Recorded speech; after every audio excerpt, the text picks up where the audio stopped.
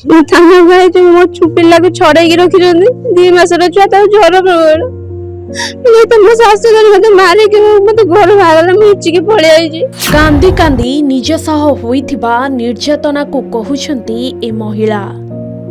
बाहाघर परे सब ठीक ठाक थिला, किंतु धीरे धीरे असल रूप देखाइले श्वशुर घर लोके। यौतुक दाबी रे बहु को सब बेले माड़ गाली देउथिले आउ निर्यातना रे अतिष्ठ होई शेषरे थानार द्वारस्थ होइछंती ए महिला जनक। सासु घरे तांको असह्य निर्यातना दिया जाउथिबा अभियोग आनिछंती। 2022 मसियारे एक मंदिर रे तांकर विवाह होइथिला। बाहाघरर वर्षे पर्यंत सासु घरे सब ठीक ठाक चलीथिला, किंतु वर्षे न पुरुणु सासु घरे स्वामी और श्वशुर मिसी मानसिक और शारीरिक निर्यातना देउथिबार झियर बापा भद्रक जिला चांदबाली थाना रे लिखित अभियोग करिसंती। भद्रक जिला चांदबाली थाना चांदबाली सत्यनारायण कॉलोनी रे घटिछि एमिति अभावनीय घटना। अभियोग मुताबक आली ब्लॉक जरी मधुबन गाँवर रमेश सुतारଙ୍କ झियो लक्ष्मीप्रिया सुतार चांदबालीर गणेश सुतारଙ୍କ पुओंको विवाह करिथिले, किंतु विवाहर वर्षे परे सासु घर लोके रमेश झियो को मारधर करने सह शारीरिक और मानसिक निर्यातना देउथिबा बापा रमेश सुतार अभियोग करिसंती। एमिति कि गतकाली गोटे घरे पुराई झियो को अत्यधिक मारधर करने सह ताकू खाइबा को देई नथिले सासुघर लोके। झियर 2 मासर छोट पिला को मां ठारू अलगा रखिथिबा अभियोग करिसंती झियर बापा। अभियोग पाई चांदबाली पुलिस उक्त महिलांक सासुघर को जाई तदंत करिछि। पुलिस रो हस्तक्षेप परे छुआ को फेराई देइथिबा जणा पड़िछि।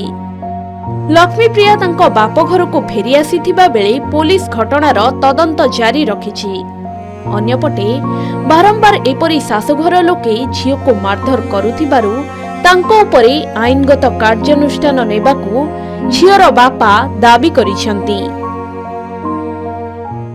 ससुर मत सब करा मजे पकेले मजे पयनी म स्वामी सब बेले से बंद ससुर मत धमक दिजंती तम घरे किछि कहबो मते बाप तार कथा मोबाइल जोड़ी नि जे कम मन संग आगा करे मोर दिया बसे बसे मते बाप रे आछि न करे मन तो बड़ा बड़ी त जाने वाली दुनिया को सब कहू मो झियर परिस्थिति है हमर मारधर करछंती मो झियो को ले जिबी एवं मो नातीटी केमिति सुरक्षित ताकू मिलियो ये थाना वालों को रिक्वेस्ट कर आपण माने को रिक्वेस्ट कर चाहछो। बर्तमान मो झियो नाती समस्त को ले जिबी घर को तापर जा हबो झियो बयान अनुसार हम मोर सेटा को आगु जिबियो आ जेत निर्यात में झियो को धमक दे तो बापा को जत संपत्ति मो नार कर देबे।